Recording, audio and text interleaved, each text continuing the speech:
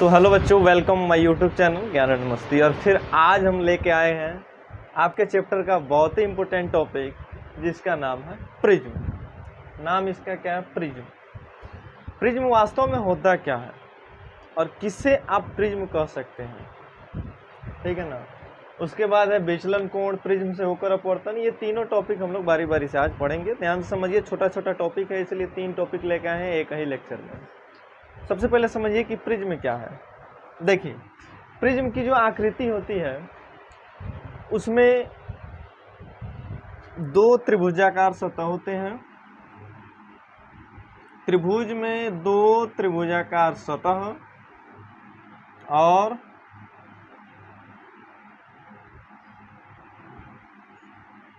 2 त्रिभुजाकार सतह और 3 आयताकार सतह होते हैं।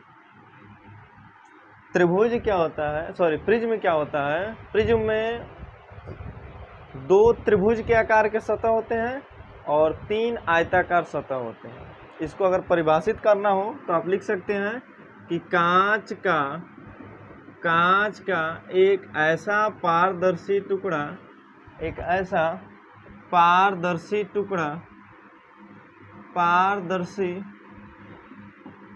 टुकड़ा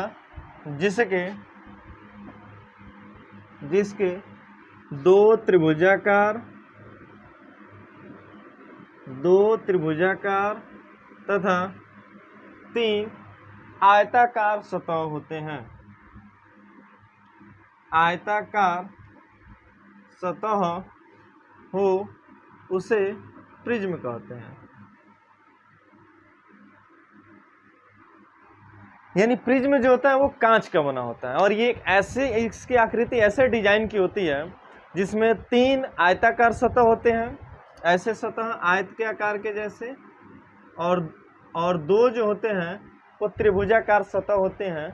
उनका फिगर ऐसे डिजाइन किया गया था, जैसे देखिए यहाँ पे। और यहाँ पर आप देख रहे हो ये एक सतह इसका ये है जो त्रिभुजाकार है, ये ट्रायंगल है, और एक सतह ठीक इसके अपोजिट ये भी त्रिभुजाकार है, और 3 सतह, एक सतह ये जो आपको दिख रहा है सीधा, ये आयताकार है, और इधर भी आयताकार है और इधर भी आयताकार। तो आपने इसमें देखा कि प्रिज्म जो है उसमें 3 आयताकार सतह है और 2 त्रिभुजाकार सतह है। तो इसको आप क्या कह सकते हैं? प्रिज्म कह सकते हैं। अगर इसका फिगर डिजाइन करें 3 डायमेंशन में तो इसका फिगर आप ऐसे बना सकते हैं, जैसे ये हुआ एक फिगर और एक फिगर ऐसे। ये समझिए कि नॉर्मली प्रिज्म को हम ऐसे ही लेके बनाएंगे। प्रिज्म को हम ऐसे ही बनाएंगे आज के लेक्चर में या हर एक लेक्चर में प्रिज्म का फिगर हमारा ऐसे ही होगा। क्योंकि 3 डायमेंशन वाला फिगर प्रिज्म का नहीं बन सकता है, संभव नहीं है उसको बनाना। अगर उसको बना भी सकते हैं तो आगे जो टॉपिक पढ़ने वाले हैं प्रिज्म से होकर अपवर्तन या विचलन कोण, तो उसमें ये सब दिखाने में बहुत सारी परेशानी होती है, दिक्कत होता है फिगर बनाने में। इसलिए प्रिज्म को साधारण रूप से हम यही बना के और बाकी प्रिज्म को पढ़ने वाले हैं। तो प्रिज्म समझ में आया कि प्रिज्म जो होता है ये कांच का एक ऐसा पारदर्शी टुकड़ा होता है जिसमें 3 आयताकार सतह और 2 त्रिभुजाकार सतह होते हैं। उसको हम लोग क्या कहते हैं? प्रिज्म कहते हैं। देखिए, अगर कोई, जैसे इसको अगर हम पूछें कि ये क्या है,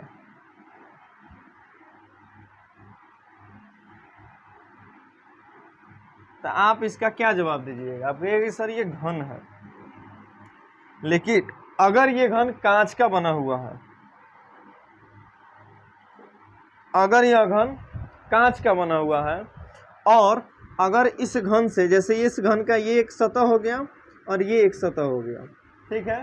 तो अगर इस घन से हम प्रकाश किरण को ऐसे भेज रहे हैं और अपवर्तन के बाद अगर ये दूसरे सतह से ऐसे निकल जा रहा है तो इस सतह का नाम हम प्रिज्म दे सकते हैं। अगर प्रकाश की किरण को एक सतह से भेजते हैं और दूसरे सतह से रिफ्लेक्ट होकर निकल जाए तो उसको प्रिज्म का नाम हम दे सकते हैं। लेकिन अगर इसी प्रकाश को किरण हम ऐसे भेजें, ऐसे, तो यहाँ पे 3 सतह से उसको टकराना पड़ेगा। एक तो ये ऊपर वाला सतह, एक नीचे जो इस चौड़ाई का है मोटा वाला सतह, जैसे एक प्रिज्म का ये पहला सतह हो गया, फिर जिससे बाहर निकलेगा इस साइड का वो उसका दूसरा सतह होगा, अब बीच में जो मोटा वाला सतह है वो आपका हो जाएगा क्या, जैसे इस पे समझिए, इस बुक पे समझिए। अगर हम प्रकाश की किरण को यहाँ से भेजते हैं इस डायरेक्शन से, तो इससे होके इसमें प्रवेश करेगा जब एयर से, तो ये अभिलंब की ओर झुक जाएगा, क्योंकि रेयर मीडियम इसको मिलेगा, अंदर टुकड़ा है, कांच है, तो हवा से जब कांच में जाएगा अभिलंब की ओर झुकेगा। तो ये एक प्रवेश किया, ये एक पहला सतह अंदर गया जो कि मोटा वाला ये वाला हिस्सा है, इससे होते हुए जाएगा ये दूसरा सतह, और जब यहाँ से बाहर निकला तो ये तीसरा सतह। 3 सतह यहाँ पे आपको देखने को मिलेगा। तो यहाँ पे प्रकाश की किरण जो है ना 2 बार रिफ्लेक्ट हो रही है, ठीक है ना। तो इसको आप प्रिज्म नहीं कह सकते हैं, लेकिन इस वाले को आप प्रिज्म का नाम दे सकते हैं, इस वाले। तो ये प्रिज्म का आपका किस किस को प्रिज्म कह सकते हैं उसका नाम था। प्रिज्म हो गया क्लियर। अब प्रिज्म में होता क्या है, एक प्रिज्म कोण भी होता है। जैसे अगर इसको आप प्रिज्म मानते हैं तो प्रिज्म के जो 2 सतहों के, जैसे एक सतह ये हो गया, एक सतह ये हो गया, 2 सतहों के जो बीच का कोण होता है उसको हम लोग कहते हैं प्रिज्म कोण। इसको आप लोग लिख लीजिएगा, हम बोल रहे हैं उसी में से लिखिएगा कि प्रिज्म के एक सतह तथा दूसरी सतह के बीच बने कोण को प्रिज्म कोण कहते हैं, और इसे हम लोग पूरे लेक्चर में आगे इस चैप्टर में ए से इंडिकेट करेंगे, कैपिटल ए से। तो ये आपका हो गया प्रिज्म का कोण, प्रिज्म का कोण। अगला जो हमारा टॉपिक है वो है, आप देखिए बोर्ड पे लिखा हुआ है विचलन कोण। अगला जो हमारा टॉपिक है वो है विचलन कोण। तो चलिए विचलन कोण को समझने के लिए सबसे पहले एक प्रिज्म का हम फिगर बनाते हैं। ये हो गया हमारा प्रिज्म,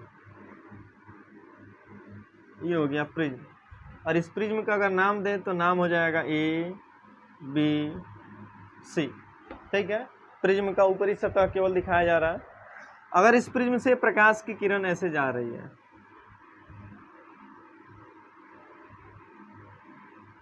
अगर इस प्रिज्म से प्रकाश की किरण ऐसे जा रही है, तो ये आपका मीडियम कौन सा हो गया, एयर। ये प्रिज्म है तो कांच, ग्लास, और फिर बाहर जो होगा इस साइड ये भी आपका एयर मतलब हवा हो जाएगा। ये हवा मीडियम है, यानी हवा से जा रही है, कांच में प्रवेश करेगी और फिर हवा में निकल जाएगी। तो देखिए यहाँ पे अगर ये हवा से कांच में प्रवेश कर रही है, यानी यहाँ पे होगा प्रकाश का अपवर्तन, क्योंकि ये विरल माध्यम से सघन माध्यम में जा रही है, रेयर मीडियम से डेंसर मीडियम में जा रही है। तो अपवर्तन होगा, तो इसके लिए हम एक यहाँ पे अभिलंब खींच देते हैं। जैसे मान लेते हैं हमारा जो अभिलंब होगा ये होगा, एक अभिलंब खींच देते हैं और इस अभिलंब का नाम दे देते हैं n। ये हमारी आपतित किरण है, इसका नाम दे देंगे हम लोग क्या, p।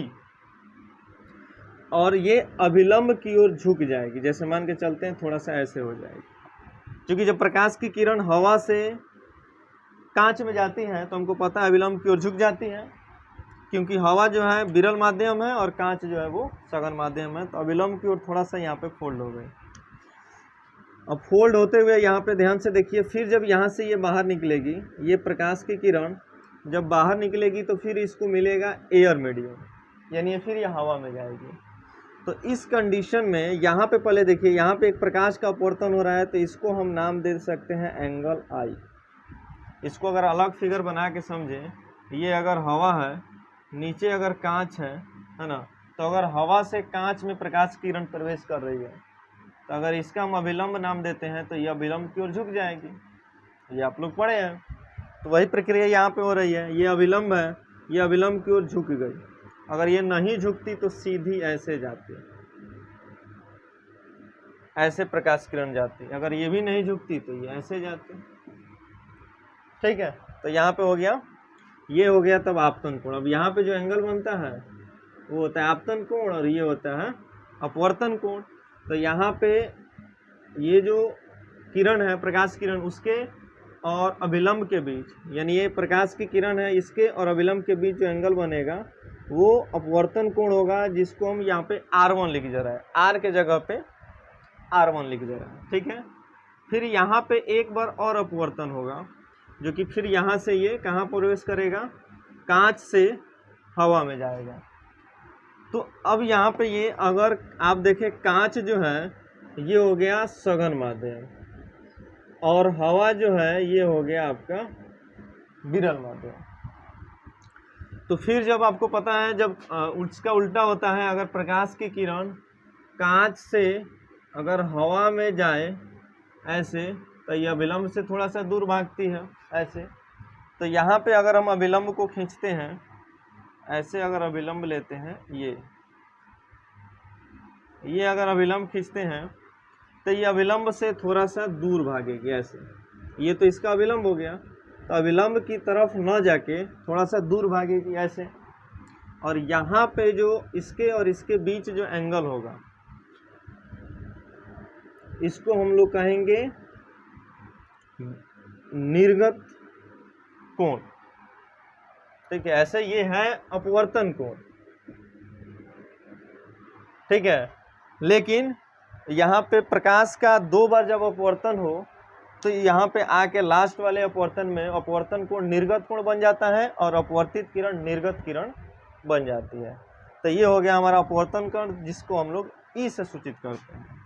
तो देखिए, जब प्रकाश के दोनों वास्तविक पथ को हम आगे की तरफ बढ़ाएं, जैसे एक इसका वास्तविक पथ ये था, अगर ये भी इधर पीछे की तरफ इसको बढ़ाएं तो इसका वास्तविक पथ हमारा ये होगा। ठीक है, और इन दोनों के बीच के कोण को ही हम लोग क्या कहते हैं, विचलन कोण कहते हैं, जिसको डेल्टा से सूचित किया जाता है। जिसको डेल्टा से सूचित किया जाता है, ये विचलन कोण है जिसको डेल्टा से सूचित किया जाता है। अगर आपको इसको परिभाषित करना हो तो आसानी से परिभाषित करते हैं। देखिए कैसे, प्रकाश के ये कौन सा किरण है, अपवर्तित किरण या आपतित किरण ऐसे कह सकते हैं। प्रकाश के आपतित किरण के पथ को आगे बढ़ाने पर, तथा ये कौन सी किरण है, निर्गत किरण। अभी आपको बताएं ये निर्गत किरण है या आपतित किरण है, इस बिंदु का नाम अभी रहने दीजिए। तो अगर प्रकाश के आपतित किरण के वास्तविक पथ को आगे बढ़ाएं तथा निर्गत किरण के वास्तविक पथ को पीछे की तरफ बढ़ाएं, तो इन दोनों के बीच जो कोण बनता है, इन दोनों के पथ के बीच में जो कोण बनता है उसको हम लोग कहते हैं विचलन कोण। परिभाषा आप लिख सकते हैं, एक बार और ध्यान से समझिए। प्रकाश के आपतित किरण के वास्तविक पथ को आगे बढ़ाने पर, निर्गत किरण के पथ को पीछे बढ़ाने पर, इन दोनों पथों के बीच में जो कोण बनता है उसको हम लोग कहते हैं विचलन कोण, जिसको डेल्टा से सूचित करते हैं। यहाँ पे आप इसको संकेत के रूप में लिख सकते हैं। तो ये था हमारा दूसरा टॉपिक, जो कि था विचलन कोण, एंगल ऑफ डेविएशन। तीसरा, प्रिज्म से होकर अपवर्तन। तो इसमें कुछ नहीं होता है अपवर्तन में, बस इसका नाम दे देते हैं। जैसे इसका नाम हो गया P, इसका नाम हो गया Q। P तो दे दिए हैं, यहाँ पे देते हैं Q। इस बिंदु का नाम जहाँ पे रिफ्रैक्ट हो रही है, इस बिंदु का नाम Q के बाद R, इसका नाम S। तो यहाँ पे बस इसको लिख दिया जाता है कि PQ जो है ये हमारा है आपतित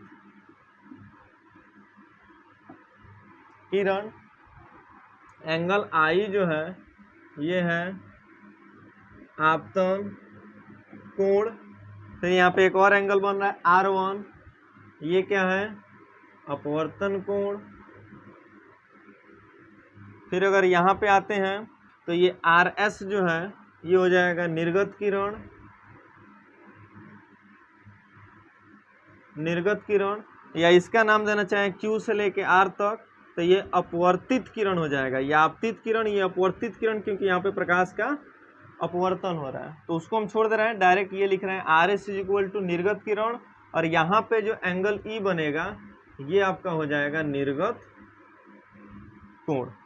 तो अगर केवल आपके एग्जाम में ये आ रहा है कि विचलन कोण को आप परिभाषा लिखिए और उसका चित्र बनाइए, तो आपका परिभाषा हम बता दिए क्या होगा, और चित्र तो यहाँ पे आप देख ही रहे हैं। और केवल अगर आता है कि प्रिज्म से होकर अपवर्तन को प्रदर्शित कीजिए, तो आपको ये फिगर बनाना है, कोई परिभाषा नहीं लिखना है, बस ये चीज़ आपको फिगर के नीचे नोट कर देना है। तो ये हो जाएगा प्रिज्म से होकर अपवर्तन। इसके बाद हम लोग वर्ण विक्षेपण पढ़ेंगे नेक्स्ट लेक्चर में। आज के लिए बस इतना ही।